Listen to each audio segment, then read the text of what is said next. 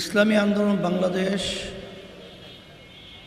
শালিখা উপজেলা শাখা কর্তৃক আয়োজিত আজকের সমাবেশের সভাপতি, মঞ্চে বিভিন্ন পর্যায়ের দায়িত্বশীল, সামনে যারা উপস্থিত রয়েছেন ইসলাম প্রেমিক, দেশপ্রেমিক আমার ভাইরা, ইসলামী আন্দোলন বাংলাদেশ কি চায়, আমাদের লক্ষ্য উদ্দেশ্য কী, ইতিমধ্যেই বিভিন্ন আলোচকদের মাধ্যমে আমরা অনেকটাই বিষয় বুঝে ফেলেছি। এরপরেও আমি স্মরণ করাইয়া দেওয়ার জন্য বলছি, ইসলামী আন্দোলন বাংলাদেশ এর মূল লক্ষ্য উদ্দেশ্য হল দুনিয়াতে শান্তি, আখেরাতে মুক্তি। আজকে তামাম দুনিয়ার মধ্যে নীতি আদর্শ বাস্তবায়নের লড়াই চলছে। এর ভিতরে একটা আদর্শের নাম হলো সমাজতন্ত্র, যেটা রাশিয়া সহ বিভিন্ন জায়গায় প্রতিষ্ঠিত ছিল। লেনিন, কার্ল মার্কস, মাও সেতুং সহ ওদের এই নীতি আদর্শের মাধ্যমে শান্তি যে আসতে পারে না, তার বাস্তবতা হিসেবে আপনারা দেখেছেন। লেনিনের মূর্তিকে ক্যারেনের মাধ্যমে উঠিয়ে সাগরে নিক্ষিপ্ত করা হয়েছে। তাহলে বোঝা গেল এই নীতি আদর্শের মাধ্যমে শান্তি আসে নাই, আসতেও পারে না। আর একটা নীতি আদর্শ, তার নাম হলো প্রচলিত গণতন্ত্র, যার প্রবক্তা হলো আমেরিকান প্রাক্তন প্রেসিডেন্ট আব্রাহাম লিঙ্কন। তিনি বলেছিলেন, government of the people, by the people, for the people. তিনি এক কথায় বোঝাতে চেয়েছেন সমস্ত ক্ষমতার মালিক জনগণ। তাহলে বোঝা গেল এই নীতি আদর্শের মাধ্যমেও শান্তি আসে নাই, আসতে পারে না। তার বাস্তবতা হলো তামাম দুনিয়ার মধ্যে সবচেয়ে যে বেশি আত্মহত্যা হয়েছে বা আত্মহত্যা হচ্ছে, সেই দেশটার নাম হলো আমেরিকা। শুধু তাই নয়, এই নীতি আদর্শের মাধ্যমে কখনো যে শান্তি আসতে পারে না, তার বাস্তবতা হলো এই, আজকে তামাম দুনিয়ার ভিতরে যে অশান্তির আগুন ধাউ ধাউ করে জ্বলছে, এর পিছনে সব ষড়যন্ত্রের চাবিকাঠি হলো আমেরিকা। আজকে ফিলিস্তিনের মধ্যে আমার মুসলমান ভাইদেরকে, মা বোনদেরকে, আমার ছোট ছোট বাচ্চাদেরকে যেভাবে নির্মমভাবে তাদেরকে তামাম দুনিয়ার সমস্ত আইনকে লঙ্ঘন করে, আন্তর্জাতিক সমস্ত আইনকে তোয়াক্কা না করে যে নির্মমতা চালানো হলো, হত্যাযজ্ঞ চালানো হচ্ছে, এর সম্পূর্ণ সহযোগিতায় সব হলো আমেরিকা। তাহলে বোঝা গেল এই নীতি আদর্শের মাধ্যমে শান্তি আসতে পারে না, আসে নাই। আর একটা নীতি আদর্শের নাম হলো প্রচলিত ধর্মনিরপেক্ষতাবাদ, যেটা আমাদের পাশের রাষ্ট্র ভারতে এখন আপনারা দেখেছেন কিছুদিন আগে আইন পাশ করা হলো, ওয়াকফ আইন। সে আইনের মাধ্যমে আমাদের ভারতে মুসলমান হলো সংখ্যালঘু, তাদের উপরে, তাদের শিক্ষা প্রতিষ্ঠানের উপরে, তাদের ধর্মীয় বিভিন্ন প্রতিষ্ঠানগুলোর উপরে যেভাবে অত্যাচার, অবিচার, জুলুম, নির্যাতন করা হচ্ছে, বুঝা গেল ওরা বলে যার যার ধর্ম সে পালন করবে, সম্পূর্ণ একটা ধোঁকাবাজি ষড়যন্ত্র।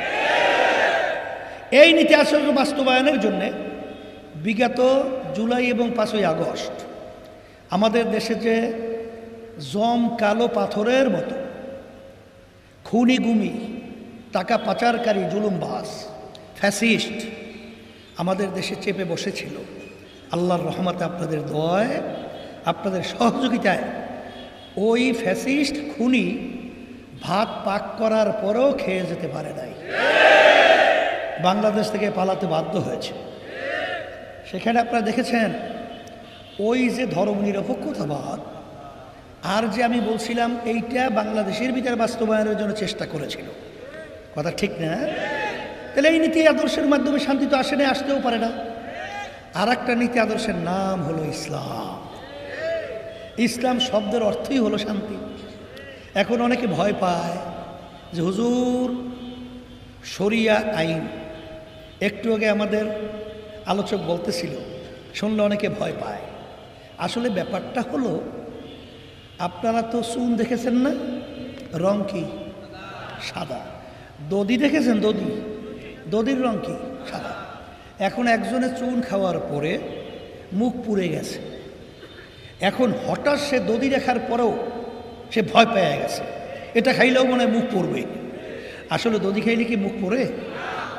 আসলে ব্যাপারটা হলো যে ইসলাম আসলে আসছিল শান্তির জন্যে, কিন্তু বিজাতি ইসলাম বিদ্বেষী চক্র ইসলামকে এমনভাবে মিথ্যা প্রচারণার মাধ্যমে মানুষদের কাছে ভয় ধরিয়ে দিয়েছে, ইসলামের নাম শুনলেই ভয় পায়। আসলে বাস্তবতা শরিয়া কি শোনেন, ওরা সংক্ষেপে সহজে বলে, এই মিয়া যদি চুরি করা হয় ইসলামের নিয়ম হলো হাত কেটে দাও। এটা শুনলে ভয় পায় না? তাহলে বাংলাদেশে হাত থাকবে কয়জন? আর সবই তো হাত কাটা মুন্সি, জোরে বলে কথা ঠিক না বেঠিক? তাহলে ব্যাপারটা কি? আসলে ইসলাম কোন চোরের হাত কাটার নির্দেশ দিয়েছে এটা আমাদের জানতে হবে। ইসলাম কিন্তু সব চোরের হাত কাটার নির্দেশ দেয় নাই। চোর দুই প্রকার, একটা হলো অভাবী চোর আর একটা হলো স্বভাবী চোর। অভাবী চোর বুঝছেন তো, অর্থাৎ খেতে পায় না, না খাইয়া মরণাপন্ন, এই অবস্থায় কোনো দিক বিদিক না পাইয়া চুরি করছে, এইটার নাম কি? চোর। অভাবী।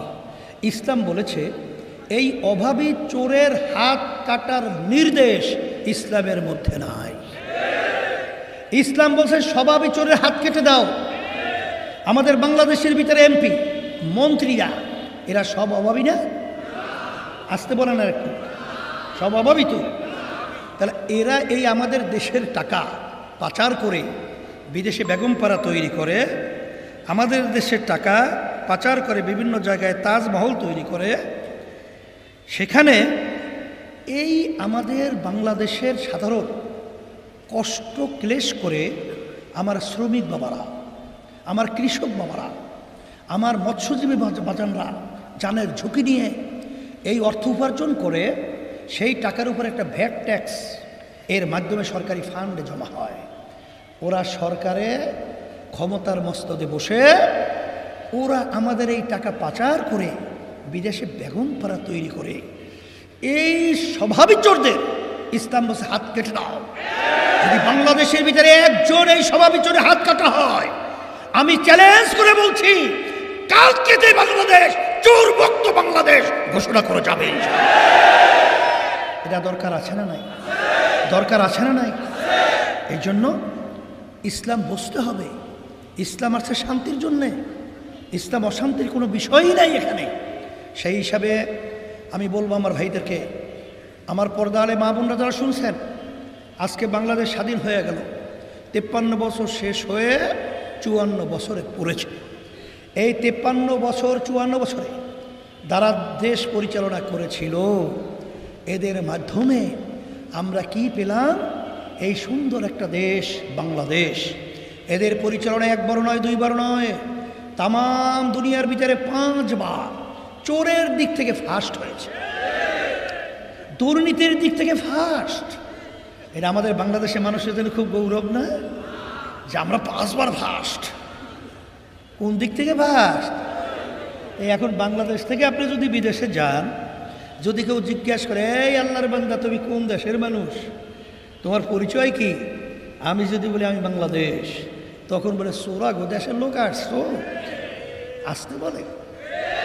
এই জন্য আমার বাজানদেরকে বলবো, পর্দালে মা বোনরা যারা শুনতেছেন, এখন এই চোররা গুইরা গুইরা আবার ক্ষমতায় আসবে, আবার চুরি করবে, দুর্নীতি করবে, খুন করবে, আমার মায়ের কোল সন্তান হারা করবে, আমার সন্তানদেরকে এতিম বানাবে, আমাদের টাকা পাচার করে বিদেশে বেগম পাড়া তৈরি করবে। এর পরিবর্তন আমাদের কি করতে হবে? এই জন্য ইসলামী আন্দোলন বাংলাদেশ এবং অন্যান্য যে ইসলামী দলগুলো রয়েছে তার ভিতরে পার্থক্য আছে। সেই পার্থক্যটা হলো এই, ইসলামী আন্দোলন বাংলাদেশ প্রতিষ্ঠিত হয়েছে 1987 সাল। আজ পর্যন্ত আমাদের দল এবং আমাদের মার্কায় কোনো এমপি সংসদে গেছে? যায় না। অর্থ কি আমরা একেবারে দুর্বল? আমাদের সংগঠন একেবারে দুর্বল তো। হ্যাঁ, আল্লাহর রহমতে আপনাদের দোয়ায় আজকে বাংলাদেশে 300 আসনে প্রার্থী দেওয়ার মতো যোগ্যতা আল্লাহ রাব্বুল আলামিন ইসলামী আন্দোলনকে দান করেছে। তাহলে বুঝতে হবে যে আমাদের অত দুর্বলতা বললে হবে না, আসলে চিন্তার ব্যবধানতা। আমাদেরকে বারবার বোকা পেয়ে ওই স্বার্থন্বেষী মহল আমাদেরকে ধোঁকা দিয়ে ওরা আমাদেরকে বারবার ক্ষমতায় যাওয়ার সিঁড়ি বানিয়েছে। সিঁড়ি বানিয়ে ওরা ক্ষমতার মস্তদে বসে টুন টুনা টুন টুন, ছোটোবেলায় গল্প বর্ষের মনে আছে তো, পিঠা খাইয়ে টাইয়া গাছের মাথায় উঠে টুন টুনা টুন টুন। ওরা বারবার আমাদেরকে টুন টুনা টুন শব্দই শুনিয়েছে।